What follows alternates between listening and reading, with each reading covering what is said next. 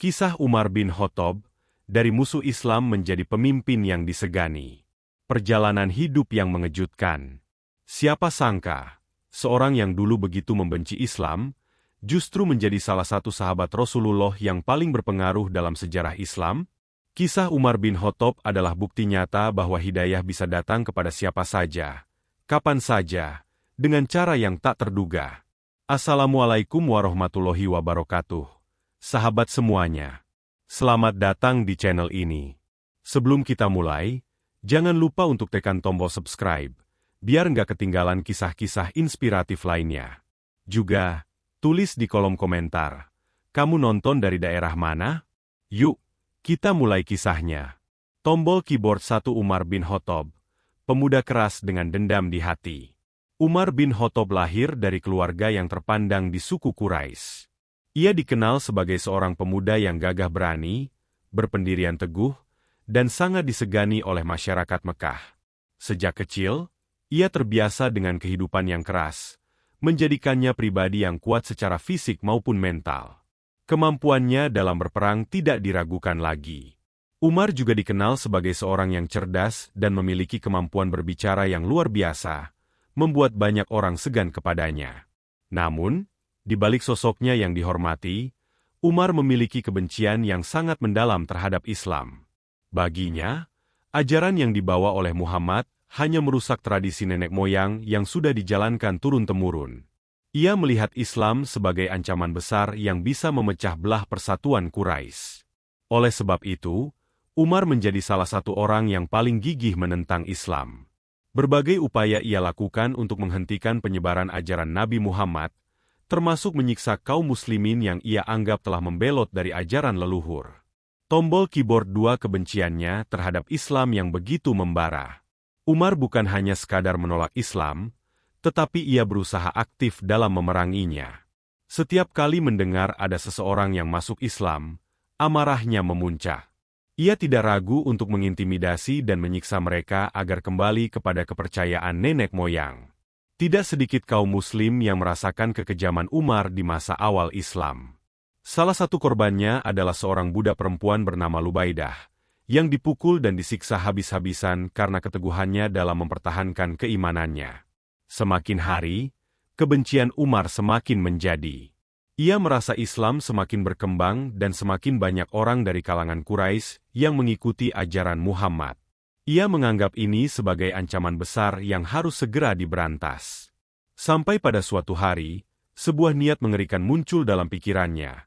Jika Muhammad adalah sumber dari semua kekacauan ini, maka satu-satunya cara untuk menghentikan Islam adalah dengan membunuhnya. Umar yakin bahwa jika Muhammad mati, ajarannya akan ikut mati bersamanya. Dengan tekad yang bulat, ia pun mengambil pedangnya dan pergi untuk mengeksekusi niatnya. Tombol keyboard 3 perjalanan menuju pembunuhan yang berujung pada hidayah. Dengan langkah tegap dan wajah penuh amarah, Umar melangkah cepat menuju tempat Rasulullah berada. Namun, di tengah perjalanan, ia bertemu dengan seseorang bernama Nuaim bin Abdullah, seorang sahabat Nabi yang sudah masuk Islam tetapi belum menampakkan keimanannya secara terang-terangan. Melihat Umar yang membawa pedang dengan raut wajah penuh kebencian, Nuaim merasa curiga dan bertanya, "Mau kemana, wahai Umar?" Dengan suara lantang dan penuh emosi, Umar menjawab, "Aku ingin membunuh Muhammad. Ia telah membawa ajaran yang merusak dan memecah belah kaum Quraisy." Nuaim tersentak mendengar jawaban tersebut. Ia sadar bahwa jika tidak menghentikan Umar sekarang, nyawa Rasulullah akan terancam. Dengan cepat, ia mengalihkan perhatian Umar dengan berkata, "Sebelum engkau membunuh Muhammad, tidakkah engkau tahu bahwa adikmu sendiri, Fatimah, telah masuk Islam?" Mendengar hal itu, langkah Umar terhenti. Ia terkejut dan merasa marah sekaligus kecewa. Bagaimana mungkin adiknya sendiri telah meninggalkan ajaran leluhur? Tanpa pikir panjang, ia pun bergegas menuju rumah Fatimah dengan amarah yang membara. Tombol keyboard 4 Umar menangis saat mendengar Al-Quran. Sesampainya di depan rumah Fatimah, Umar mendengar suara lantunan ayat Al-Quran yang sedang dibaca oleh Fatimah dan suaminya, Said bin Zaid. Hatinya semakin terbakar. Dengan kasar, ia mendobrak pintu dan masuk ke dalam rumah. Melihat Umar yang datang dengan wajah marah, Fatimah dan Said gemetar ketakutan. Tanpa banyak bicara, Umar langsung memukul Said hingga tersungkur. Fatimah yang berusaha melindungi suaminya pun ikut terkena pukulan dari Umar.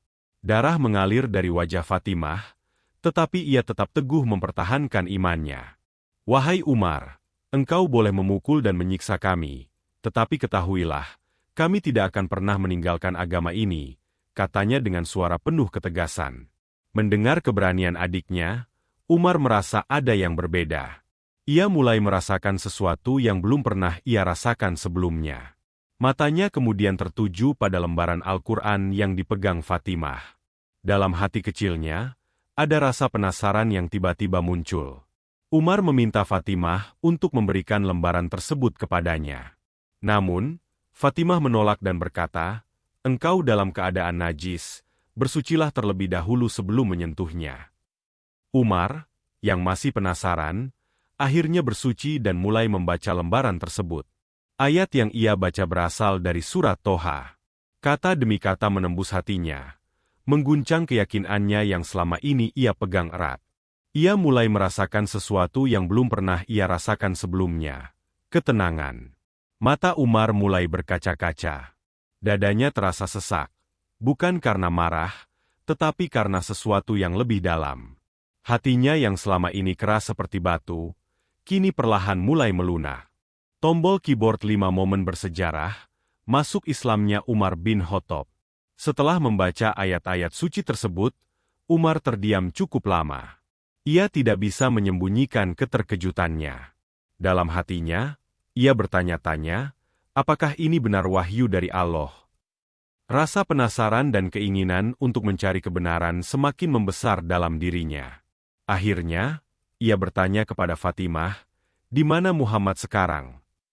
Fatimah dan Said bin Zaid awalnya ragu untuk memberitahu, karena mereka masih takut Umar akan melanjutkan niatnya untuk membunuh Rasulullah. Namun, melihat perubahan di wajah Umar, mereka akhirnya memberitahu bahwa Rasulullah berada di rumah Arkam bin Abi Arkam. Dengan langkah cepat, Umar bergegas menuju tempat tersebut. Di sana, para sahabat yang sedang bersama Rasulullah langsung panik melihat Umar datang dengan pedang di pinggangnya. Mereka takut bahwa Umar masih dengan niat awalnya untuk mencelakai Rasulullah. Namun, Rasulullah dengan tenang menghadapi Umar. Dengan penuh wibawa, beliau bertanya, "Apa yang engkau inginkan, wahai Umar?" Tanpa diduga, Umar justru menjatuhkan pedangnya dan berkata dengan suara bergetar, "Aku datang untuk bersaksi bahwa tiada Tuhan selain Allah, dan Muhammad adalah utusannya."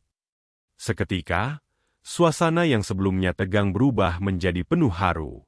Para sahabat langsung bertakbir dengan penuh kegembiraan. Hari itu menjadi salah satu momen paling bersejarah dalam Islam. Seorang yang paling menentang Islam, kini menjadi salah satu pembelanya yang terkuat. Tombol keyboard 6 Islam semakin kuat dengan masuknya Umar.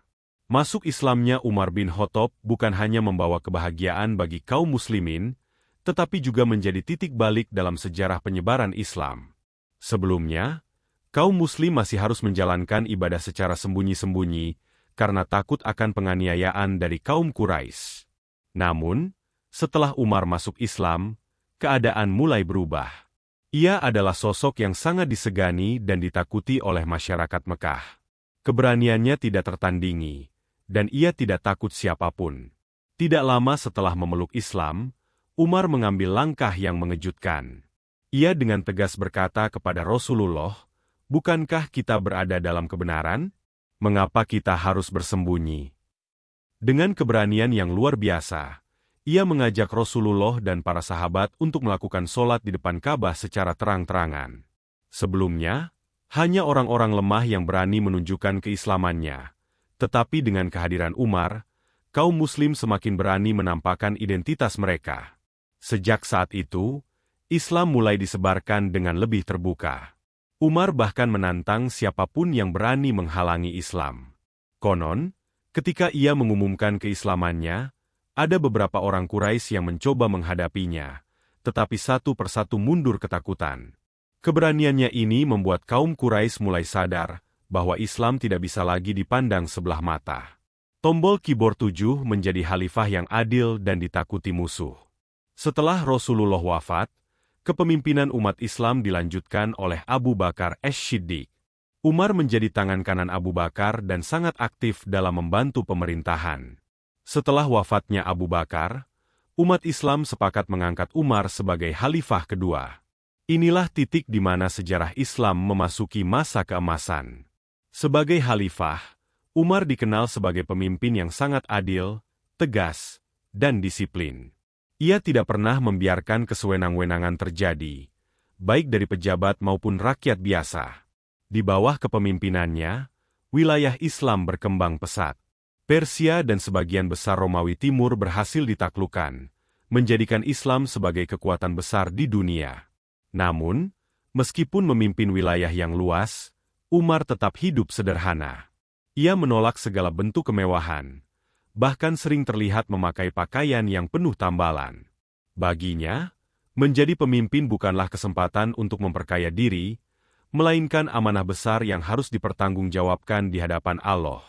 Pernah suatu ketika, ia ditegur karena pakaiannya yang lusuh, tetapi dengan tenang ia menjawab, "Aku tidak butuh pakaian mewah, selama ini masih bisa menutupi tubuhku." Tombol keyboard 8 sosok pemimpin yang sangat peduli rakyat. Salah satu kisah yang paling terkenal dari kepemimpinan Umar adalah bagaimana ia sangat peduli terhadap rakyatnya. Ia tidak hanya duduk di istana dan menerima laporan, tetapi terjun langsung ke lapangan untuk melihat keadaan rakyatnya. Bahkan, seringkali ia menyamar sebagai orang biasa di malam hari untuk memantau keadaan tanpa diketahui siapapun. Dalam suatu perjalanan malam, Umar menemukan seorang ibu yang sedang memasak sesuatu di atas api. Dari kejauhan, ia mendengar tangisan anak-anak kecil. Ketika Umar mendekat, ia melihat bahwa yang dimasak oleh ibu itu bukan makanan, melainkan batu. Ia memasak batu hanya untuk menenangkan anak-anaknya yang kelaparan. Dengan hati yang pedih, Umar bertanya, "Mengapa engkau tidak meminta bantuan khalifah?" Ibu itu tidak menyadari bahwa yang berbicara adalah sang khalifah sendiri. Dengan penuh kesedihan, ia menjawab, "Khalifah tidak peduli dengan kami. Jika ia peduli, ia pasti tahu bahwa ada rakyatnya yang kelaparan." Mendengar itu, Umar langsung bergegas ke gudang makanan milik negara, mengambil sekarung gandum, dan membawanya sendiri ke rumah wanita tersebut. Ketika ajudannya menawarkan untuk membawakan karung itu, Umar menolak dan berkata, "Apakah kau akan memikul dosaku di akhirat nanti?" Setelah tiba di rumah wanita itu, Umar sendiri yang memasak makanan dan memberikan kepada anak-anak itu. Setelah mereka kenyang dan tertidur dengan bahagia, barulah Umar pergi tanpa memberitahu siapa dirinya. Kisah ini menjadi bukti nyata bahwa Umar adalah pemimpin yang benar-benar mengutamakan kesejahteraan rakyatnya. Tombol keyboard 9 wafatnya Umar bin Khattab yang mengharukan.